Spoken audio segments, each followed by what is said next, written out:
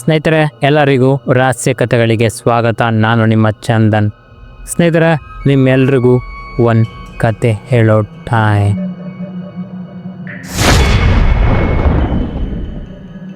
ಕೊಪ್ಪಳ ಒಂದು ಕರ್ನಾಟಕದ ಚಿಕ್ಕ ಐತಿಹಾಸಿಕ ಪಟ್ಟಣ. ನೋಡೋಕೆ ತುಂಬಾ ಸುಂದರವಾದ ದೇವಾಲಯಗಳು, ಹಾಗೆ ಹಳ್ಳಿಯ ರಸ್ತೆಗಳು, ಆದರೆ ಇದಕ್ಕಿಂತ ಹೆಚ್ಚಾಗಿ ಅಲ್ಲಿಯ ಜನಗಳು. ಇನ್ನೊಂದರ ಬಗ್ಗೆ ತುಂಬಾ ಮಾತಾಡ್ತಾರೆ, ಆದರೆ ಹೊರಗಿನ ಜನಕ್ಕೆ ಆ ವಿಷಯದ ಬಗ್ಗೆ ಒಂಚೂರು ಗೊತ್ತೇ ಇಲ್ಲ. ರಾತ್ರಿ 12 ಗಂಟೆ ಆದಮೇಲೆ ಒಂದು ರಸ್ತೆಗೆ ಹೋಗೋದಕ್ಕೂ ಕೂಡ ತುಂಬಾ ಭಯಪಡುವ ಅಲ್ಲಿನ ಜನರು. ಅದನ್ನು ಶಾಪಗ್ರಸ್ತ ರಸ್ತೆ ಅಂತ ಕೂಡ ಕರೀತಾರೆ. ಗಂಗಾವತಿ ರಸ್ತೆ, ದೆವ್ವದ ತಿರುವು ಅಂತಲೇ ಹೆಸರು. ಇದು ಒಬ್ಬ ಬಸ್ ಡ್ರೈವರ್ನ ಕತೆ. ಆ ಡ್ರೈವರ್ನ ಹೆಸರು ರಾಘವ್, 29 ವರ್ಷದ ಯುವಕ.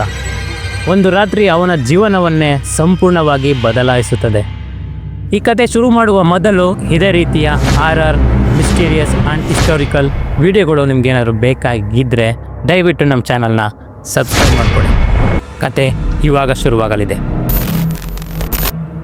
ರಾಘವ್ ಕೊಪ್ಪಳದಿಂದ ಗಂಗಾವತಿಗೆ ರಾತ್ರಿ ಹೊತ್ತು ಬಸ್ ಓಡಿಸಲು ಶುರು ಮಾಡಿ 3 ವರ್ಷ ಆಗಿತ್ತು. ಅವನಿಗೆ ರಾತ್ರಿ ಪಾಳಿ ಅಂದರೆ ಸಿಕ್ಕಾಪಟ್ಟೆ ಇಷ್ಟ. ಯಾಕಂದರೆ ರಸ್ತೆ ಖಾಲಿ ಇರುತ್ತೆ, ತುಂಬಾ ಆರಾಮಾಗಿ ನೈಟ್ ಹೊತ್ತು ಡ್ರೈವ್ ಮಾಡ್ಬೋದು. ಆದರೆ ಈ ಕೆಲಸ ಮಾಡುವ ಎಲ್ಲ ಡ್ರೈವರ್ಗಳಿಗೂ ಒಂದು ಕಂಡೀಷನ್ ಇರುತ್ತೆ. ಅದು ಏನಂದರೆ, ಆ ದೆವ್ವದ ತಿರುವಿನಲ್ಲಿ ಯಾವತ್ತೂ ಕೂಡ ಯಾರು ಏನೇ ಪರಿಸ್ಥಿತಿ ಬಂದರೂ ಕೂಡ ಬಸ್ ನಿಲ್ಲಿಸಬಾರದು ಅಂತ. ಹಗಲಲ್ಲಿ ಆ ಜಾಗ ನೋಡೋಕ್ಕೆ ತುಂಬಾ ನಾರ್ಮಲ್ ಆಗಿ ಕೂಡ ಇರುತ್ತೆ.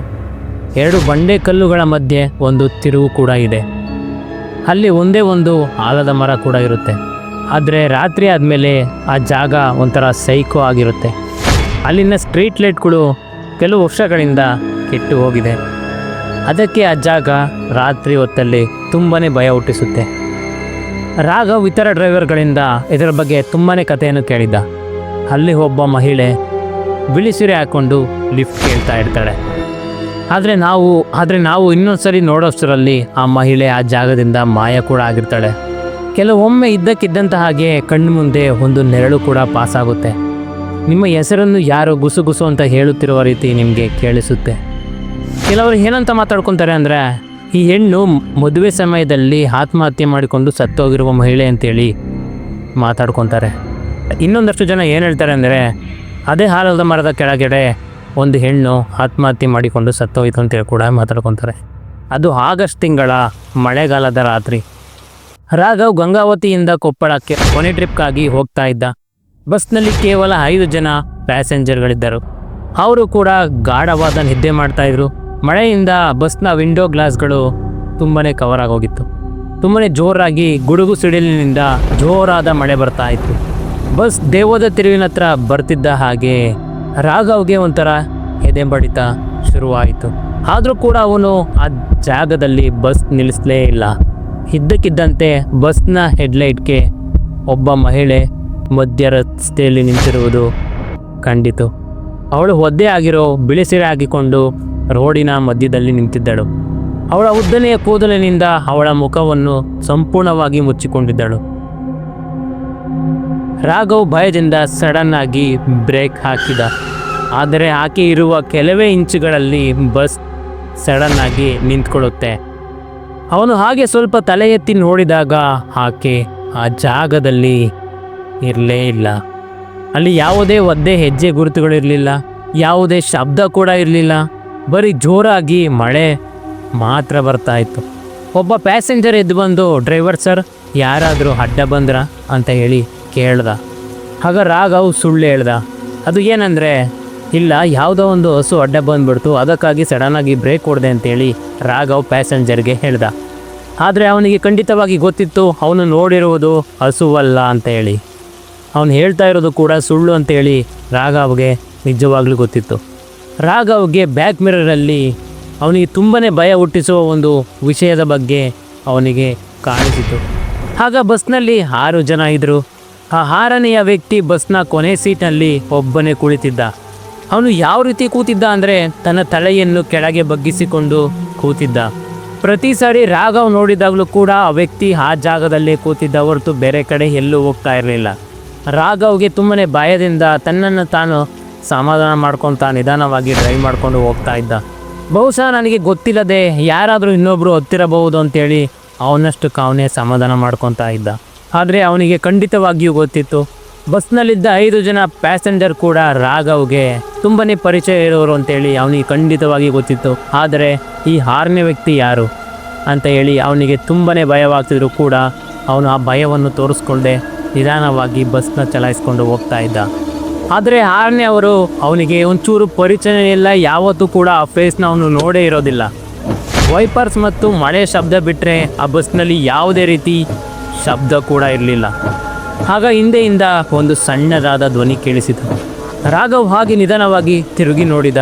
ಅವನು ತಿರುಗಿ ನೋಡಿದಾಗ 5 ಜನ ಪ್ರಯಾಣಿಕರು ನಿದ್ದೆಯನ್ನು ಮಾಡ್ತಾಯಿದ್ರು. ಆದರೆ ಕೊನೆಯಲ್ಲಿದ್ದ 6ನೆಯ ವ್ಯಕ್ತಿ ಆ ಸೀಟ್ನಲ್ಲಿ ಇರಲಿಲ್ಲ. ಈಗ ಆ ಸೀಟ್ ಖಾಲಿಯಾಗಿತ್ತು. ಬಸ್ನಲ್ಲಿ ಮಣ್ಣು ಮತ್ತು ಜಾಸ್ಮಿನ್ ಹೂವಿನ ಸುವಾಸನೆ ತುಂಬಾ ತುಂಬ್ಕೊಂಡ್ಬಿಡ್ತು. ಅದು ಎಷ್ಟರ ಮಟ್ಟಿಗೆ ಇತ್ತಂದರೆ ರಾಘವ್ಗೆ ಒಂದು ಸೆಕೆಂಡ್ ತಲೆ ಸುತ್ತುವ ಹಾಗೆ ಆಗ್ತಾ ಇತ್ತು. ಅವನ ಬಸ್ ಲೈಟ್ ಹಾಗೆ ಮಿನುಗ್ತಾ ಇದ್ದು. ಅವನು ಹಾಗೆ ಒಂದು ಕ್ಷಣ ಅವನು ಬ್ಯಾಕ್ ಮಿರರಲ್ಲಿ ಅವಳ ಮುಖವನ್ನು ನೋಡಿದ. ಹಳದಿ ಬಣ್ಣದ ತುಂಬಾ ಕೆಂಪಾಗಿರುವ ಅವಳ ಕಣ್ಣುಗಳು, ವಿಚಿತ್ರವಾಗಿ ತಿರುಕೊಂಡಿರುವ ಅವಳ ಬಾಯಿ. ಇದ್ದಕ್ಕಿದ್ದಂತೆ ಬಸ್ನ ಇಂಜಿನ್ ಕೂಡ ಸಡನ್ ಆಗಿ ಆಫ್ ಆಗೋಯ್ತು. ಹೆಡ್ಲೈಟ್ ಕೂಡ ಆಫ್ ಆಗೋಯ್ತು. ಅವರು ಖಂಡಿತವಾಗಿಯೂ ಸಿಗಾಕೊಂಡ್ಬಿಟ್ಟಿದ್ರು ಅದೇ ಆಲದ ಮರದ ಕೆಳಗೆ. ರಾಘವ್ಗೆ ತುಂಬಾ ಭಯವಾಗೋಗಿರುತ್ತೆ. ಅವನಿಗೆ ಏನು ಮಾಡಬೇಕು ಅಂತ ಗೊತ್ತಾಗದೆ ಸುಮ್ಮನೆ ಕೂತಿರುವಾಗ ಹಾಗೆ ಅವನ ವಿಂಡೋ ಗ್ಲಾಸ್ ಮೇಲೆ ಯಾರೋ ಬಡಿತಿರೋ ರೀತಿ ಶಬ್ದ ಕೇಳಿಸುತ್ತೆ. ರಾಘವ್ ಆ ಶಬ್ದಕ್ಕೂ ಕೂಡ ತುಂಬಾ ಭಯದಿಂದ ಕೂತ್ಕೊಂಡಿದ್ದ. ಬಟ್ ಅವನೇನು ಅಂದ್ಕೊಂಡಿದ್ದ ಅಂದರೆ ಮಳೆಯಿಂದ ಹನಿಗಳ ಶಬ್ದ ಅಂತ ಅಂದ್ಕೊಂಡಿದ್ದ. ಬಟ್ ಹಾಗೆ ತಿರುಗಿ ನೋಡಿದಾಗ ಅದು ಒಂದು ಕೈಯಿಂದ ಬಂದ ಶಬ್ದವಾಗಿತ್ತು.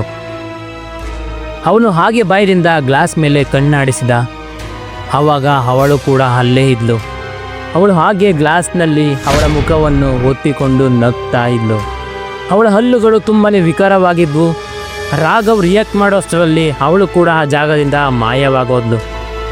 ಒಬ್ಬ ಪ್ಯಾಸೆಂಜರ್ 74 ವರ್ಷದ ವ್ಯಕ್ತಿ ರಾಘವ್ ಹತ್ರ ಬಂದು, ಸರ್ ಏನಾದರೂ ಪ್ರಾಬ್ಲಮ್ ಆಗಿದೆಯಾ ಅಂತ ಕೇಳಿದಾಗ ರಾಘವ್ ಹೇಳ್ತಾನೆ, ಸರ್ ಹಿಂಗೆ ಸಡನ್ನಾಗಿ ಇಂಜಿನ್ ಆಫ್ ಆಗೋಯ್ತು ಅಂದಾಗ ಆ ವ್ಯಕ್ತಿ ಏನು ಹೇಳ್ತಾನೆ ಅಂದರೆ, ಸರ್ ನಾನು ಆ ಇಂಜಿನ್ನ ಸರಿ ಮಾಡ್ತೀನಿ ಅಂತೇಳಿ ಬಸ್ನಿಂದ ಕೆಳಗೆ ಇಳಿತಾನೆ. ಅವನು ಮತ್ತೆ ಬಸ್ನೊಳಗೆ ಕೊನೆಗೂ ಬರಲೇ ಇಲ್ಲ. ಆ ವ್ಯಕ್ತಿ ಹೋಗುವಾಗ ಕೊಡೆಯನ್ನು ಕೂಡ ತಗೊಂಡೋಗಿದ್ದ. ಆ ಕೊಡೆ ಅಲ್ಲೇ ಆಲದ ಮರದ ಕೆಳಗೆ ಚಿಂದಿಯಾಗಿ ಅಲ್ಲೇ ಬಿದ್ದಿತ್ತು. ರಾಘವ್ ಭಯದಿಂದ ಇಂಜಿನ್ನ ಸ್ಟಾರ್ಟ್ ಮಾಡಲು ಪ್ರಯತ್ನ ಪಡ್ತಿದ್ದ. ಹಾಗೆ ಮನಸ್ಸಿನಲ್ಲಿ ದೇವರನ್ನು ಕೂಡ ಪ್ರಾರ್ಥನೆ ಮಾಡ್ತಾ ಇದ್ದ. ಇದ್ದಕ್ಕಿದ್ದಂತೆ ಬಸ್ ಕೂಡ ಸ್ಟಾರ್ಟ್ ಆಗೋಯ್ತು. ಹಿಂತಿರುಗದೆ ಆ ಜಾಗದಿಂದ ಕೊಪ್ಪಳದ ಸ್ಟ್ರೀಟ್ ಲೈಟ್ ಸಿಗುವವರೆಗೂ ತುಂಬಾ ಸ್ಪೀಡಾಗಿ ಹೋಗ್ತಾ ಇದ್ದ. ಆ ರಾತ್ರಿ ಕಾಣೆಯಾಗಿದ್ದ ಪ್ಯಾಸೆಂಜರ್ ರಾಘವ್ಗೆ ಬೆಳಗಿನ ಜಾವ ಅಲ್ಲೇ ಬಸ್ ಸ್ಟ್ಯಾಂಡ್ನಲ್ಲಿ ಅವನು ಕೂಡ ಸಿಕ್ತ. ಅವನು ರಾಘವ್ ಏನು ಮಾಡ್ದ, ಪ್ಯಾಸೆಂಜರ್ನ ಕೇಳಿದಾಗ ಪ್ಯಾಸೆಂಜರ್ ಏನು ಹೇಳ್ದ ಅಂದರೆ ನನಗೇನು ಗೊತ್ತೇ ಇಲ್ಲ ಅಂತೇಳಿ ಅವನು ಕೂಡ ರಾಘವ್ಗೆ ಹೇಳ್ದ.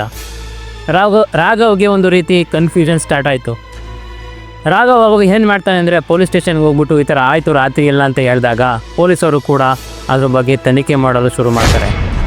ಆದರೆ ಅವರಿಗೆ ಆ ಜಾಗದಲ್ಲಿ ಏನೂ ಕೂಡ ಸಿಗಲೇ ಇಲ್ಲ. ರಾಘವ್ ಆಗಿದ್ದನ್ನೆಲ್ಲ ಹೇಳಿದಾಗ ಪೊಲೀಸರು ಏನು ಹೇಳಿದ್ರು ಅಂದರೆ, ನಾವು ಕೂಡ ರಾತ್ರಿ ಹೋಗಿದ್ವು, ಬಟ್ ಆ ಥರದ್ದೇನು ರಾತ್ರಿ ನಮಗೇನು ಅನುಭವ ಆಗಲಿಲ್ಲ ಅಂತೇಳಿ ಪೊಲೀಸರು ರಾಘವ್ಗೆ ಹೇಳ್ತಾರೆ. 2 ವಾರಗಳ ನಂತರ ರಾಘವ್ ಆ ಕೆಲಸವನ್ನು ಬಿಟ್ಟ. ಆದರೆ ಒಂದು ದಿನ ರಾಘವ್ ಏನು ಮಾಡ್ದ, ತನ್ನ ಮನೆಗೆ ಹಾಗೆ ನಡ್ಕೊಂಡು ಹೋಗ್ತಾ ಇರುವಾಗ ಅವಳು ಮತ್ತೆ ಕಾಣಿಸ್ಕೊಂಡ್ಳು. ಒಬ್ಬಳೆ ಸ್ಟ್ರೀಟ್ ಲೈಟ್ ಕೆಳಗೆ ನಿಂತ್ಕೊಂಡಿದ್ಲು. ರಾಘವ್ ಕಡೆ ನೋಡಿ ಹಾಗೆ ನಗ್ತಾ ಇದ್ಲು. ಇವತ್ತಿಗೂ ಕೂಡ ರಾತ್ರಿ ಆದರೆ ಆ ದೆವ್ವದ ತಿರುವಿನ ಕಡೆ ಯಾರೂ ಕೂಡ ಹೋಗೋದೇ ಇಲ್ಲ. ನೀವು ಒಂದು ವೇಳೆ ರಾತ್ರಿ ಹೊತ್ತು ಗಂಗಾವತಿಯಿಂದ ಕೊಪ್ಪಳ ಸೈಡ್ ಏನಾದರೂ ಡ್ರೈವ್ ಮಾಡ್ತಾ ಇದ್ದರೆ, ಹಾಗೆ ರಸ್ತೆಯಲ್ಲಿ ಹೋಗುತ್ತಿರುವಾಗ ಯಾರಾದರೂ ಬಿಳಿಯ ಹೆಂಗಸು ಆ ರಸ್ತೆಯಲ್ಲಿ ನಿಂತ್ಕೊಂಡು ಲಿಫ್ಟ್ ಕೇಳ್ತಾ ಇದ್ದರೆ ದಯವಿಟ್ಟು ನಿಲ್ಲಿಸ್ಬೇಡಿ. ಸ್ನೇಹಿತರೆ, ಈ ವಿಡಿಯೋ ಏನಾದರೂ ನಿಮಗೆ ಇಷ್ಟವಾಗಿದ್ದರೆ ದಯವಿಟ್ಟು ಒಂದು ಲೈಕ್ ಮಾಡಿ. ಹಾಗೂ ಯಾರು ನನ್ನ ಚಾನಲ್ನ ಸಬ್ಸ್ಕ್ರೈಬ್ ಮಾಡ್ಕೊಂಡಿಲ್ಲ ದಯವಿಟ್ಟು ಸಬ್ಸ್ಕ್ರೈಬ್ ಮಾಡ್ಕೊಳ್ಳಿ. ಈ ವಿಡಿಯೋವನ್ನು ಕೊನೆವರೆಗೂ ನೋಡಿದ್ದಕ್ಕೆ ತುಂಬಾ ಧನ್ಯವಾದಗಳು.